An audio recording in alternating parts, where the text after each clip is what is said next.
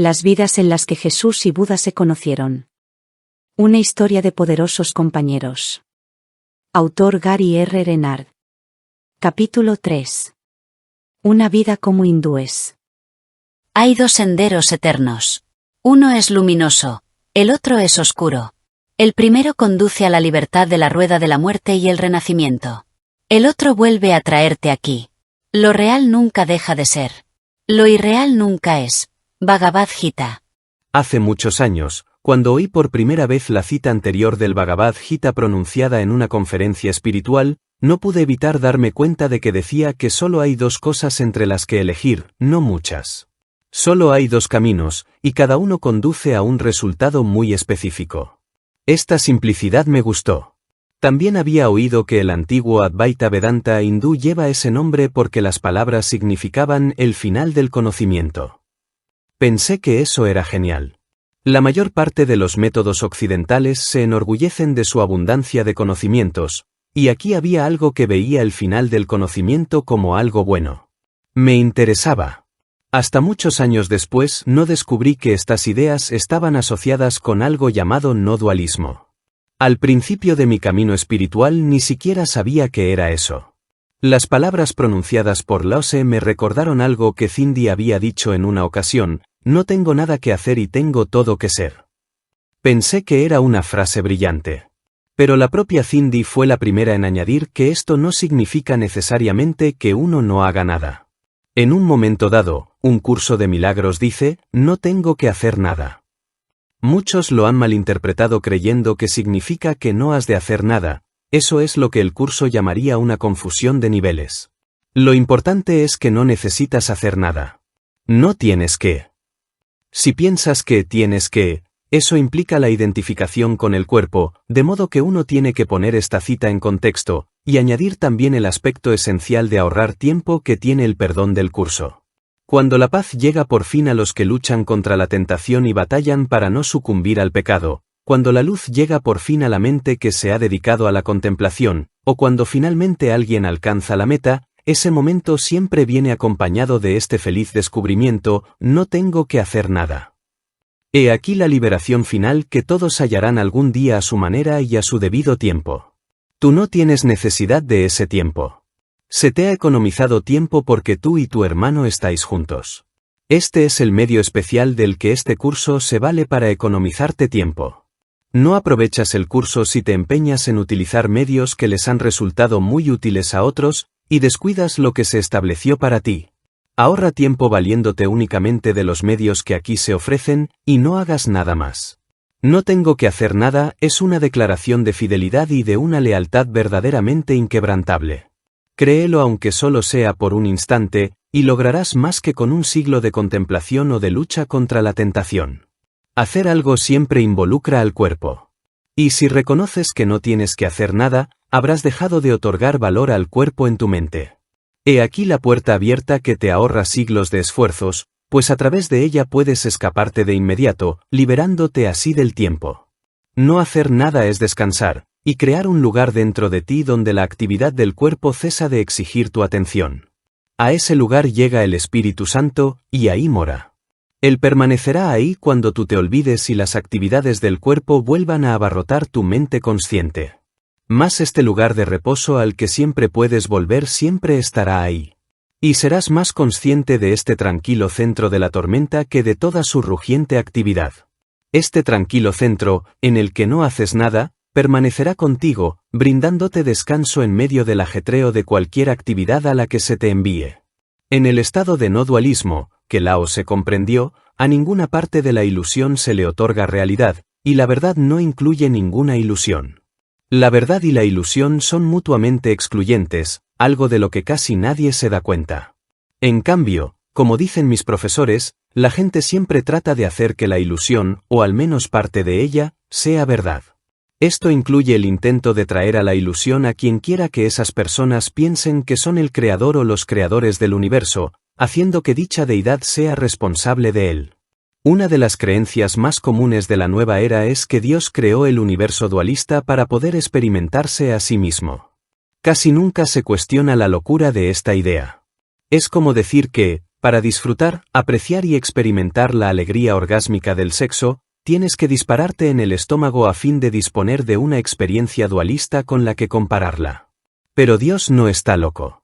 La verdad es un estado constante, y como dicen tanto la Biblia como el curso, Dios sigue siendo amor perfecto. Este mundo de sueño es lo opuesto de la perfección, pero la realidad de Dios nos da un hogar perfecto al que regresar. Sin embargo, para volver al mundo real, uno tiene que despertar de este. No hay dos mundos reales. La matemática del no dualismo es muy simple. Siempre llega al uno.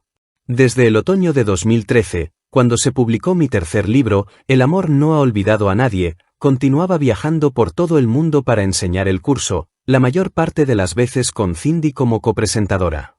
Me di cuenta de un fenómeno interesante relacionado con los sueños que tenía en la cama por la noche. Sabía que UCDM dice que todas las mentes están unidas. Esto es cierto porque, en último término, solo hay una mente, en realidad, solo hay uno de nosotros que piensa que está aquí. Por eso son posibles los fenómenos psíquicos.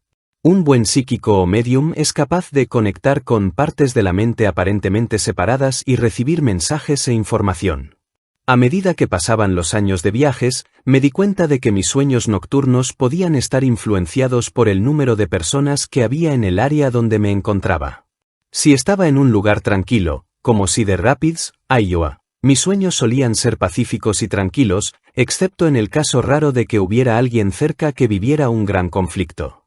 Por otra parte, si estaba en una gran ciudad, como Cantón, en China, que tiene 13 millones de habitantes, a menudo tenía sueños activos y caóticos que a veces incluían escenas violentas. Mientras dormía, mi mente se sintonizaba con las mentes de otras personas del área. Un corolario feliz de esto es que, como las mentes están unidas, si tu mente se está volviendo más pacífica y tiene más pensamientos de la mente recta con el Espíritu Santo, no puedes evitar ser una influencia benéfica para los que te rodean. El curso enseña que la simple presencia de un maestro de Dios actúa como recordatorio. A cierto nivel, llegas a la mente de la gente tanto si te das cuenta de ello como si no. Esto no significa que puedas hacer el trabajo de perdón en lugar de otras personas, ellas siguen teniendo que hacer su parte, pero puedes indicarles cuál es la dirección correcta.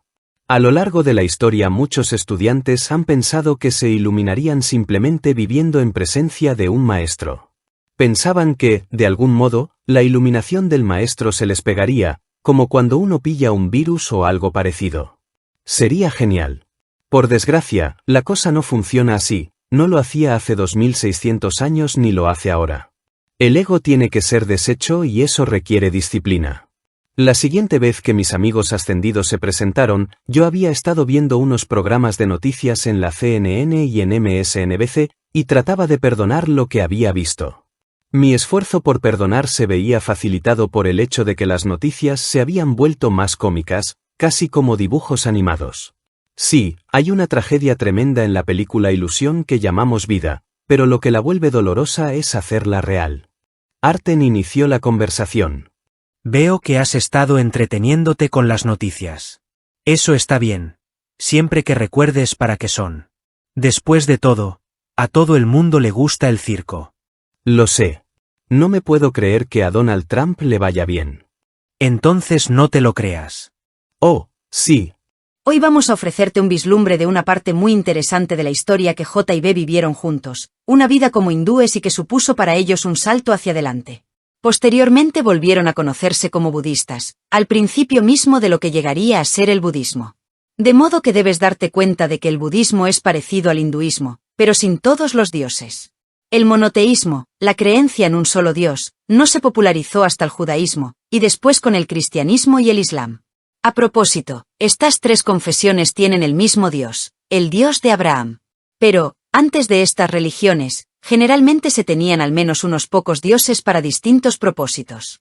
Como los dioses griegos. Sí, los hindúes y los griegos probablemente tuvieron la mayor cantidad de dioses, y el budismo se enfocó en la mente. A propósito, hablaremos un poco del budismo más adelante, pero, como ahora vamos a hablar del hinduismo, debes saber que al principio el budismo era considerado parte del hinduismo, como una secta, del mismo modo que inicialmente el cristianismo se consideró parte del judaísmo, y no algo separado. Asimismo, el budismo nunca tuvo mucho arraigo en India. Solo despegó, como dirías tú, cuando llegó a China. Sí, es difícil conseguir un gran éxito. Algo preciso que se puede decir sobre el hinduismo y su historia es que son complicados, de modo que no vamos a entrar en todos los libros y escuelas de pensamiento. Los hindúes creen que muchos de sus dioses, incluso Krishna, tienen al menos 3200 años de antigüedad. Esto no puede confirmarse, pero esa es la creencia. Parte de la filosofía Advaita Vedanta también es anterior a los tiempos históricos. Tal vez recuerdes que hace mucho te dijimos que la idea original del hinduismo no dual fue interpretada por algunos seguidores de Sankara como dualista. Y así es como un amplio segmento de los hindúes piensan en su religión. Lo mismo ocurre con el curso.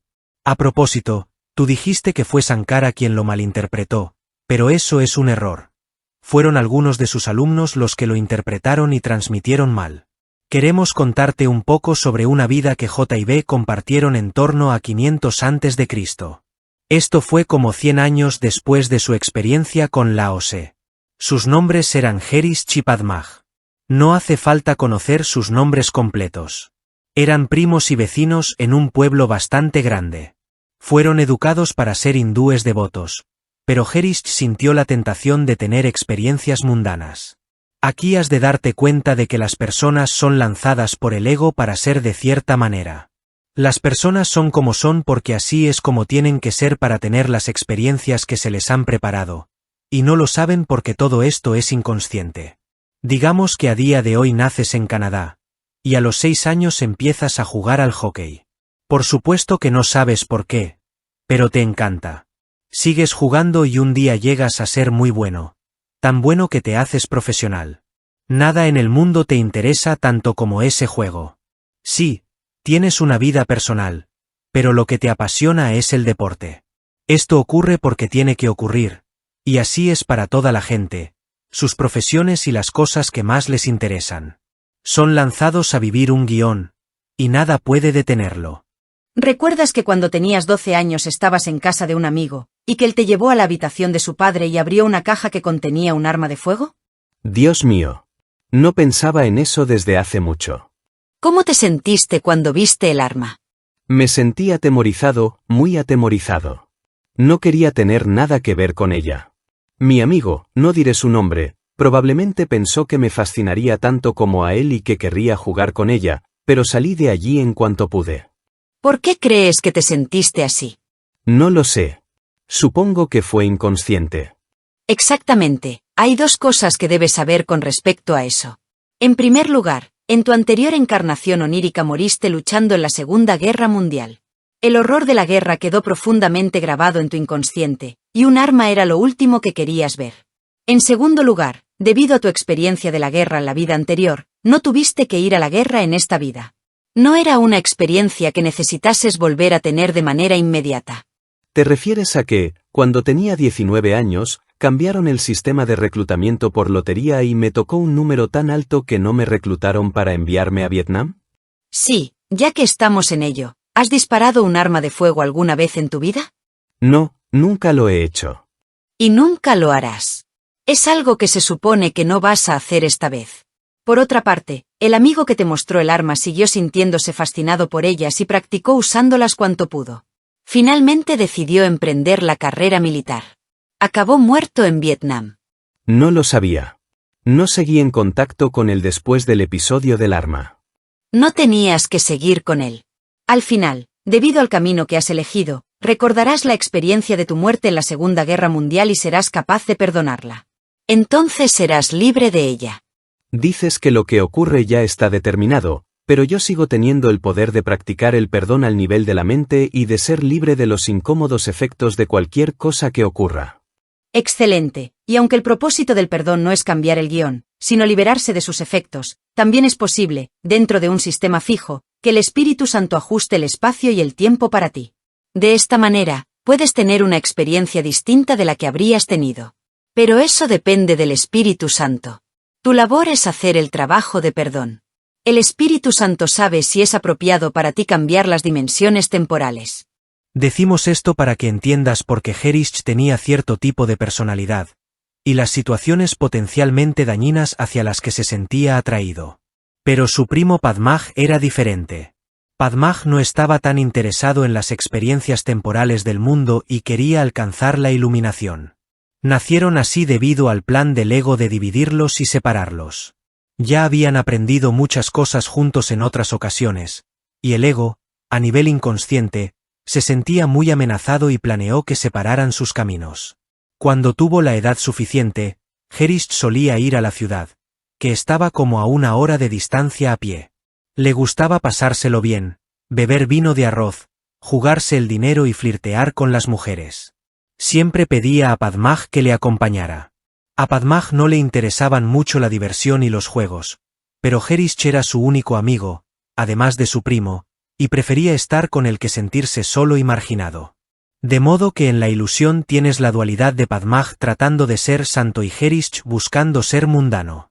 Añade a esto la complicación de que, debido a sus estudios cuando eran muy jóvenes, así como a su experiencia con Laose, ambos ya conocían una verdad básica.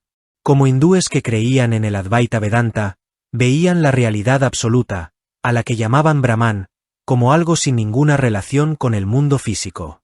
Así, entendían el Atman, que significa alma, de 2 maneras. Una era ilusoria, la otra era real. El Atman ilusorio era el alma individual, que parecía estar separada de todas las personas y cosas ilusorias. Y después estaba el Atman de Brahman, o realidad, la realidad absoluta que era solo unicidad. Al mismo tiempo, muchos pensadores orientales, aunque consideraban ilusorio el mundo fenoménico, seguían viéndolo como un reflejo de sus dioses. Esto ayudó a perpetuar la confusión popular de que un dios o los dioses habían creado la ilusión con la que un ser perfecto no tendría nada que ver. La proyección del universo de la multiplicidad es un producto del ego, basado en la idea de individualidad y separación. Me gusta la manera en que lo expresan en la película Matrix. El mundo que ves es una ilusión que pone un velo sobre tus ojos para impedirte ver el mundo real. Sí, pero el mundo real del que hablan en Matrix no tiene nada que ver con Dios. No obstante, lo que la película señala es un paso en la dirección correcta. A propósito, siento el error que cometí con relación a Sankara. No hay problema, hermano mío. Si se tiene en cuenta toda la información que te hemos dado, has cometido muy pocos errores. Solo un par de fallos menores. Por ejemplo, contaste el mismo chiste en 2 libros distintos, y Mickey lo señaló. Nota, Miquel Lemieux, también conocido como Giddy-Up Mickey, es un buen amigo mío que conoce mis libros extremadamente bien, tal vez mejor que yo. Es autor de Dude, Where is my Jesus Fish. También me ayuda con mi página de fans en Facebook y escribe muchas observaciones excelentes. ¿Qué otros errores he cometido? En la desaparición del universo nos haces decir que hubo un terremoto en China en los años 60 que mató a más de 500.000 de personas. En realidad fue en los años 70. No importa mucho, las grabaciones que te permitíamos hacer entonces no eran muy claras, y en esa época no podías canalizarnos tan bien entre visitas. Asimismo, en la desaparición pusiste bien la duración del matrimonio entre J y María Magdalena, 15 años, pero en el amor no ha olvidado a nadie cometiste un error mientras tomabas notas y nos escuchabas al mismo tiempo, y dijiste que se habían casado cuando tenían 20 y tantos. En realidad se casaron de adolescentes. J tenía 18 años y María, 15. Estuvieron casados 15 años, hasta la crucifixión. Eso es todo, nada fatal. Pero volvamos a nuestros 2 amigos, Herish y Padmaj. Ellos habían hecho bien sus deberes de estudiar los antiguos textos transmitidos durante generaciones. Entendían las cosas de las que hablamos intelectualmente, pero no las experimentaban. En esa vida todavía no habían desarrollado la disciplina para emprender el tipo de prácticas que entrenan la mente. Una noche fueron a un local donde se bebía y se apostaba. Herish tenía una buena noche, iba ganando una buena cantidad de dinero. Entonces un hombre borracho que estaba perdiendo sugirió que hacía trampas. No era cierto, pero era una acusación seria que Herish no se tomó a la ligera. Empezaron a levantarse la voz y pronto hubo una pelea. Padmaj vino en ayuda de su amigo, pero durante la pelea le apuñalaron con un cuchillo en el abdomen. Herish se sintió horrorizado, pues de inmediato se dio cuenta de que sus locuras le podrían haber costado la vida a su primo y mejor amigo. Por suerte, los trabajadores del local consiguieron detener la pelea. Herish y un par de jugadores llevaron a Padmaj a un médico cercano que practicaba lo que hoy se conoce como medicina ayurvédica. La herida no era muy honda y el médico supo qué hacer. Padmaj sobrevivió y recuperó la salud en pocas semanas. En cualquier caso, esto fue una llamada a despertar para Herish. No había sentido que su estilo de vida fuera pecaminoso, y seguía sin sentirlo. Pero se dio cuenta de que era una pérdida de tiempo, y de que la cosa aún podía ir a peor. Asimismo, y aquí es donde recordarás que los accidentes no existen, el médico, cuyo nombre era Sabal, tuvo tiempo de hablar con ambos, Herish y Padmaj, en las semanas en que visitó su pueblo para tratar a Padmaj. Les habló de un hombre santo a quien debían visitar. De este modo, incluso antes de que Padmaj estuviera completamente recuperado, ambos tomaron la decisión de ir a visitarle y averiguar si tenía algo que ofrecerles. Partieron en busca del hombre santo, que, según les había dicho Sabal, no tenía nombre. En cierta ocasión, el hombre santo le había dicho a Sabal que tener un nombre le limitaba a ser un ser humano, y él no se consideraba como tal. Intrigados, Herish y Padmaj se dirigieron a la zona donde les habían dicho que era probable hallarlo. En el camino hacia allí se encontraron con un grupo de gente que seguía a otro hombre, a quien también consideraban santo. Fueron invitados a acampar con el grupo, que era lo que actualmente llamaríamos una secta. Les dieron un poco de comida y después les preguntaron si les gustaría participar en una de las ceremonias grupales. Como parecía que allí no iba a ocurrir nada que pudiera resultar dañino, accedieron. La ceremonia consistía en beber de un cuenco que el líder pasaba de una persona a otra. El líquido era muy parecido a lo que hoy llamaríamos ayahuasca. Los dos visitantes consideraron que beber aquel líquido solo era un acto social, parte de la ceremonia, pero pronto se dieron cuenta de que los presentes empezaban a tener experiencias singulares. Al principio vomitaban y después comenzaban a alucinar. A lo largo de los últimos años he hablado con varias personas que me han contado que han tenido experiencias interesantes con la ayahuasca. Algunos la llaman simplemente la planta. Como sabéis, puesto que sois conscientes de lo que hago, yo nunca la he tomado. Pero algunas de estas personas describen profundas intuiciones con respecto a su infancia, y realizaciones espirituales que parecen considerar valiosas. ¿Qué pensáis de todo esto? Gary, tienes que recordar que, aunque la gente diga que tiene experiencias beneficiosas tomando ayahuasca, seguimos hablando de una droga, de un alucinógeno. Y lo cierto es que nunca sabes cómo alguien va a reaccionar a un alucinógeno. Cada mente ego y cada cerebro son diferentes. El ego no lo haría de ninguna otra manera. Y es posible que alguien tenga una mala reacción, una reacción que podría dejarle una cicatriz. De modo que, a pesar de los buenos informes que has oído, nosotros no podemos recomendar a la gente que tome drogas. Recuerda, lo que experimentas bajo la influencia de un alucinógeno no es real. Sí, podrías argumentar que nada de esto es real tampoco, y tendrías razón. Pero es posible llegar exactamente a las mismas comprensiones que la gente tiene tomando ayahuasca sin tomarla. Esta es la vía que recomendamos. Evidentemente, nuestros amigos tuvieron algunas revelaciones aquella noche. En el caso de Herish, estaban relacionadas con cuán profundamente amaba a sus padres, algo que había olvidado y no había experimentado durante mucho tiempo. Padmaj recordó a Lao Tse y de repente fue consciente de todo lo que había aprendido de él. Por la mañana ambos sintieron un renovado deseo de seguir adelante y de encontrar la realización que buscaban. Beber el amargo néctar de la planta estaba bien, pero no les encajaba como estilo de vida. Aquel al que las gentes de allí consideraban santo quería que se quedasen. Les dijo que no había ningún otro camino que pudiera ofrecerles más, y que él podía explicarles las múltiples experiencias que tendrían viviendo con el grupo, meditando, aprendiendo sus enseñanzas y tomando la pócima. Pero ellos sintieron que ese no era el lugar donde debían quedarse, y se fueron, a pesar de unas pocas miradas amenazantes de ciertos miembros del grupo. Después de un par de semanas de viajar a pie, Herish y Padmaj encontraron al hombre que buscaban.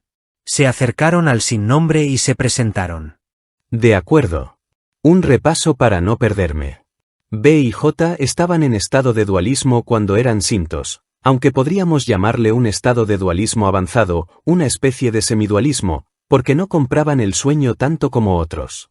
Pero seguía siendo dualismo en el sentido de que lo relacionado con la reencarnación y el respeto a los ancestros, que eran aspectos muy destacados en esa cultura, seguía siendo real para ellos.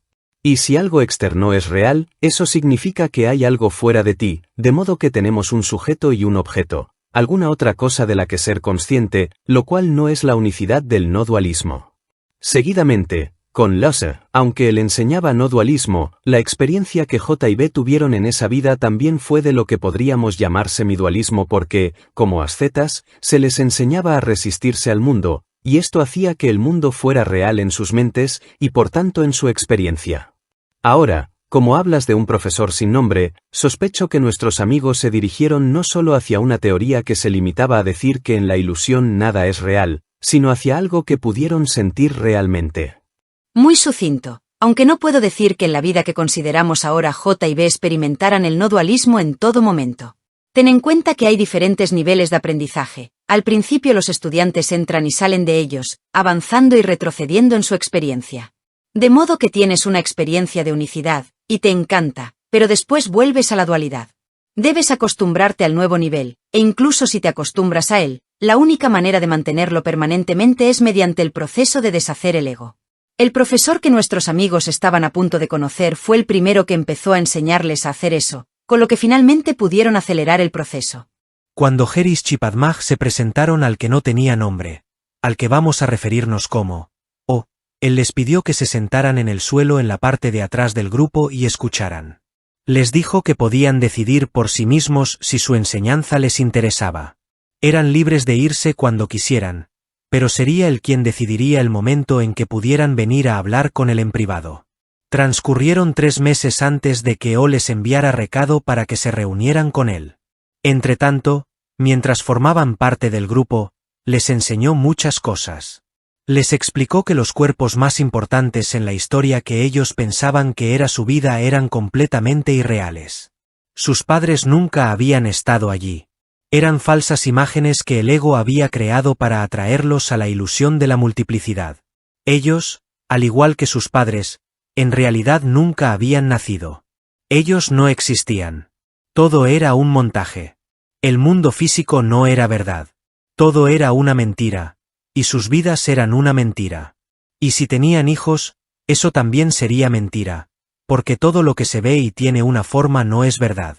Les propuso hacer una visualización en la que flotaban muy por encima de la tierra y veían todos los cuerpos de la humanidad por debajo de ellos.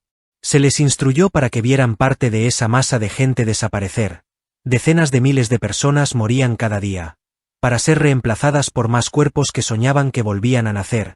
Y en todo momento nada de ello era real. Los cuerpos solo eran velos y no algo que pudiera ser valorado. Esto me recuerda algo que se dice en el curso sobre la muerte: lo que parece morir tan solo se ha percibido incorrectamente y se ha llevado al campo de las ilusiones. Sí, y nuestros 2 amigos estaban teniendo algunas experiencias de no dualismo. Cuando O les habló en privado, les dijo que había llegado la hora de que practicaran cierta disciplina mental a fin de pensar de manera consistente según las líneas que les había enseñado.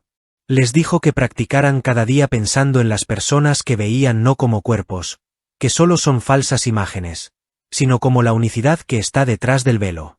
Les aconsejó que, cuando se descubrieran haciendo real en su mente cualquier cosa del mundo, detuvieran ese proceso y pensaran que todo, no solo los cuerpos humanos, sino todas las cosas, era un fino velo que cubría la unicidad de Brahman. Les dijo que, si alguien hacía algo que a ellos no les gustaba, lo perdonaran en su mente no porque esa persona hubiera hecho algo realmente, sino porque en realidad no había hecho nada. Como puedes ver, esta fue su introducción a cierto tipo de perdón que incluía un elemento importante del perdón avanzado que aprenderían posteriormente. Una parte esencial del perdón había quedado fuera, ya llegaremos a eso, pero lo que hacían con O supuso un paso adelante vital en su progreso espiritual.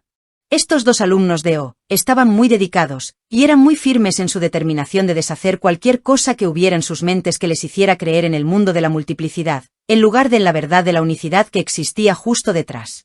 Durante años reinterpretaron todo lo que veían, así como todo lo que recordaban de su vida. Hicieron grandes progresos. Herish y Padmaj no vivieron vidas largas. Su determinación de no dar realidad al mundo o a los cuerpos los llevó a no cuidar de sus propios cuerpos, el típico error que cometen los estudiantes espirituales. Esto se debe a la confusión de niveles. El simple hecho de que el mundo no sea real no significa que no hayas de vivir como si estuvieras en él, y el hecho de que tu cuerpo no sea real no significa que no tengas que dar los pasos necesarios para mantenerlo sano. No dejarías de poner aceite en el motor de tu coche. Si no lo pones, el motor se avería. Bueno, hasta que no seas un maestro del nivel de J o B y sepas usar el poder de tu mente para superar completamente el mundo, tu cuerpo se estropeará si no le das lo que necesita.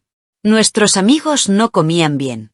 Asimismo, generalmente no disponían de buen agua para beber, lo cual formaba parte del guión del ego. Ambos vivieron más o menos hasta los 27 años. Como Shakespeare escribió posteriormente en Como gustéis. El mundo entero es un escenario, y todos los hombres y mujeres, meros actores. Tienen sus entradas y sus salidas, y un hombre representa varios papeles en su vida. La buena noticia es que Herish y Padmaj no solo aprendieron mucho, también practicaron mucho. En sus mentes se produjo una gran sanación, lo que les abrió la posibilidad de completar el trabajo de deshacer el ego antes que otros. La próxima vez que vengamos te diremos todavía más cosas sobre la diferencia entre la filosofía, que puede estar bien, y la práctica mental de la filosofía, que es esencial. Sigue perdonando, volveremos pronto. Estaba feliz de haber oído hablar de Herish y Padmaj, y descubrí que me identificaba con ellos y con sus breves pero importantes vidas. Tenía muchas ganas de seguir oyendo más cosas sobre J y B. Me sentí animado al saber que sus ejemplos podrían ayudarnos a todos a seguir su guía. Fin del capítulo, Una vida como hindúes.